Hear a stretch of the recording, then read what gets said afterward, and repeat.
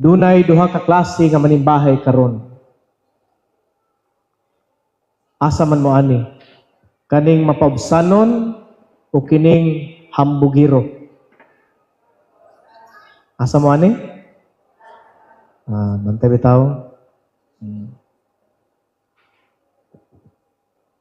Mga igsoon, ang tema sa atong ebanghelyo karon usa ra gyud pagpaka mapaubsanon.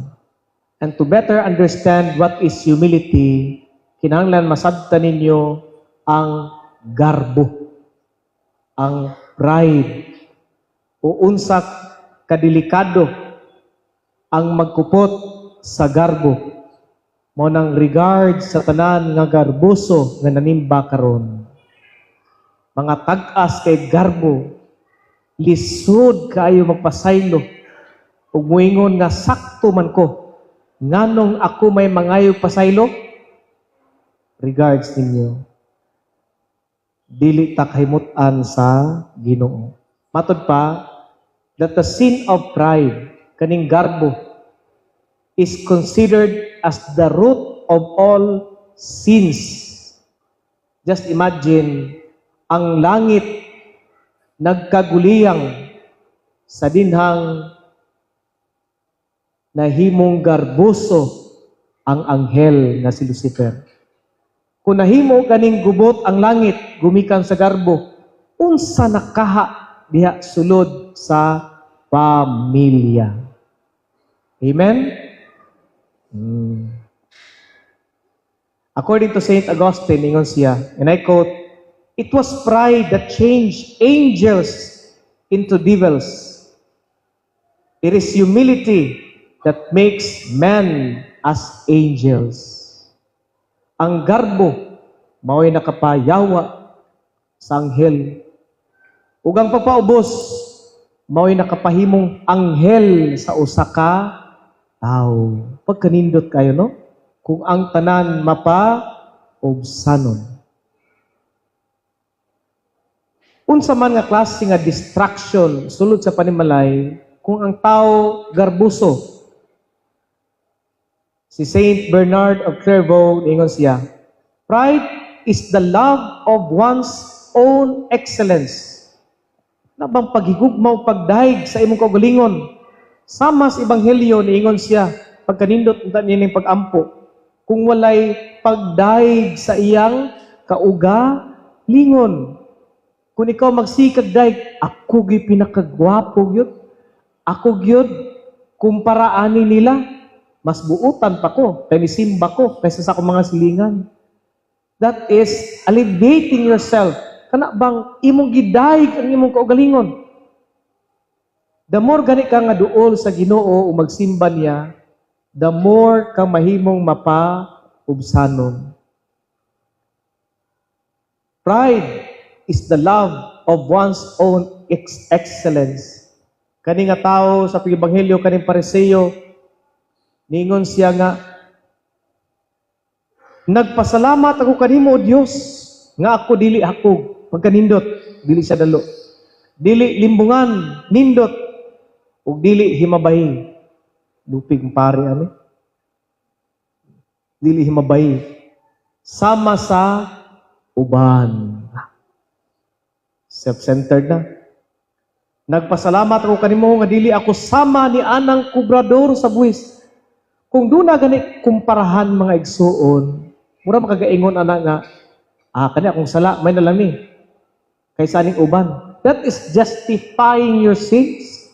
Imo bang giprotektahan ang imong sala? Kung doon na gani comparison mga igsuon, sa imong kabuutan, you compare it to Christ. Mo na pinakanindot to remind you that you need to be humble. Mingon ka nga, atong susihon ha, "Nagpasalamat ko kanimo, Dios, nga ako dili hakog, dili makudalo. Pero Ginoo, mas grabe gyud ka. Kay imong gihatag ang imong bugtong anak, wala ra gyud ning kamanggihatagon nako. Dugangi pag gyud Lord ang akong pagkamanggihatagon."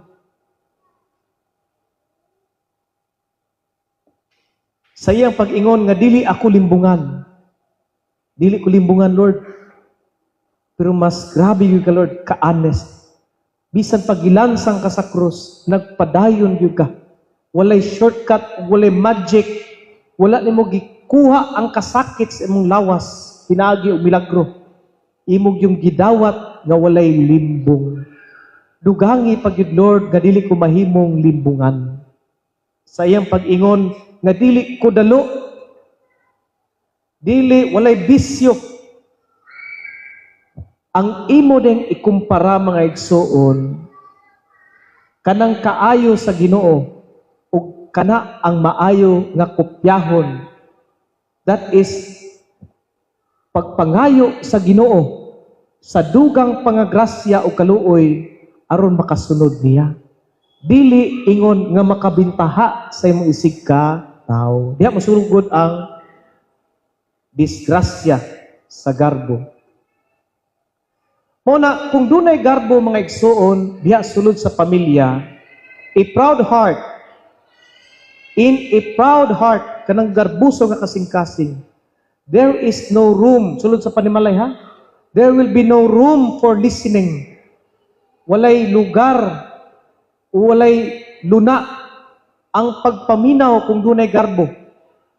Walay lugar gani ang pagdawat sa pasaylo kung dunay garbo sulod sa panimalay. Ug kanunay gina mawala, dunay always misunderstanding sulod sa pamilya. Families break when each insists maguba ang pamilya kung ang matag usa, maamahan, maanak, mainahan, kung ang usa mo insist, I am right, sakto ko. Nga naman, nasakto man ko. Nga naman nga mangayo o pasaylo, nga inahan man ko. Nga naman nga magpaubos ko nga ako may amahan. Mga anak ko, nga naman po mangayo o pasaylo, nga ako may tigbayad o kurente. Ako may tigbayad, konsumo, sa inyong maintenance. Why? Why should I be sorry? Kung dunay garbo mga igsoon, walay pagdawat sa sala, mahimong delikado ang sitwasyon sa pamilya.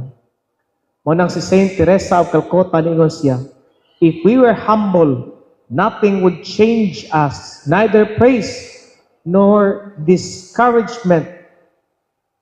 Humility allows peace to reign in the home.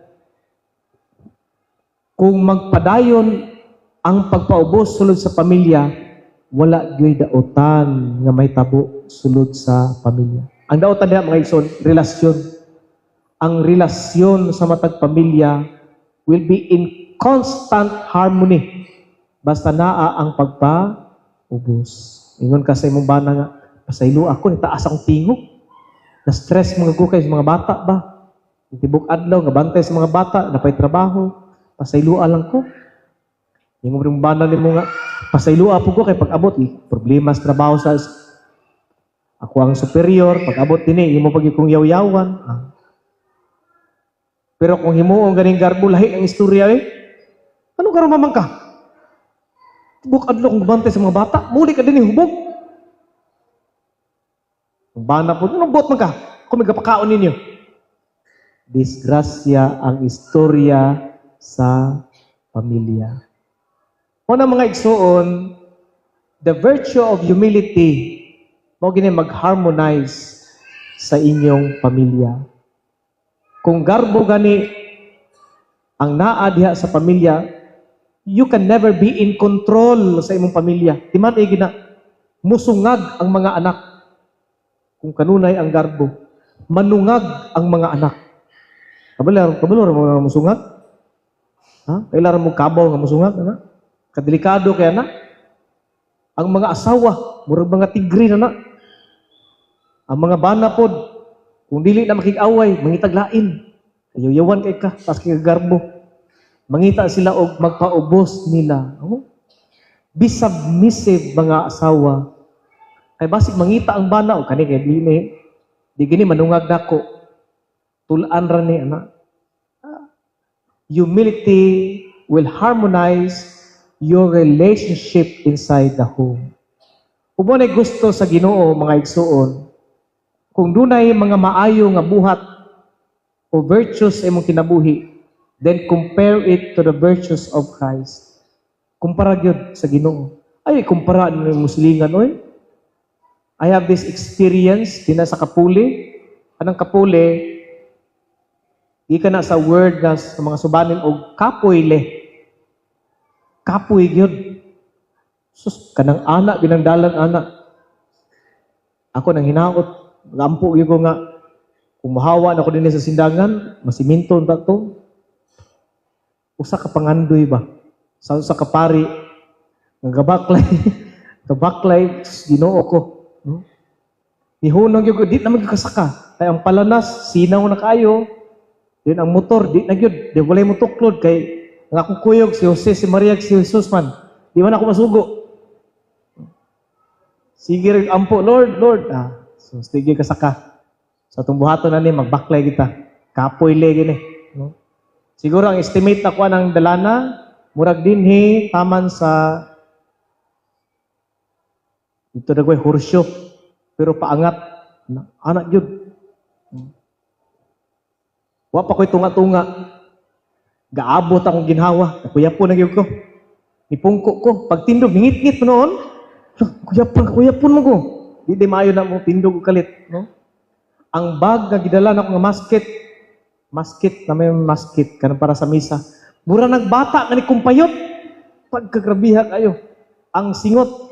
Di po mo pwedeng ibulag ang jacket kaya ang init sa adlaw, walay kahoy. Mura kag manok, nagibulag sa init ba? Sinitag. Ingon ko nga, gahago ko kani. Pwede mo kumuuli. Dahil radyuhan nga, daot ang motor, di kasaka. Pero sa pagkumpara, sa akong kahago, sa kahago sa Ginoo, wala bisag kumingking mga igsoon. Maulaw ta sa gihimo sa Ginoo. Uhaw gyud pag tubig man kay gamotor ko kumpiyansa ra sa akong kauhaw. Kung ikumpara sa kauhaw ni Jesus dito sa krus, giuhaw ako. Wala sa kumingking sa kauhaw ni Jesus. Sa kakapoy, wala katunga. Bisag kumingking na lang sa kakapoy. Kaya kung ni-surrender si Jesus sa pagsaka, dito sa Kalbaryo, gibit-bit ang cross. Ay mo surrender tayo. Wa man ni-surrender si busing. Ang atong gisundan ba wala ni-surrender? Ako nga, walay uliay. Basta di ni mahuman. Kaya Ginoo, walay uliay sa langit. Ang tudili mahuman ang misyon diya sa cross. So compare your difficulties to the difficulties of Christ. Aron kadili mahimong hambugiro o hambugira. Sa imong kahago, sa imong mga anak. So sa akong mga anak ko si misyon. Wala ra na sa kong si misyon ni Maria. Sa dinanakit ani ang anak nga gikulata o gilansang sa krus. Wala gid katunga. And the secret of that love is all about the humility of Christ. Na harmonize niyang tanan, ning simba ta niya.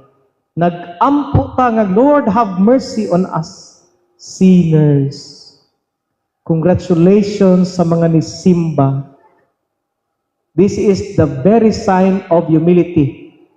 Pero pagbantay sa inyong pagpamauli, basin mahitabo nga mahimong may sama kita niining Pariseyo.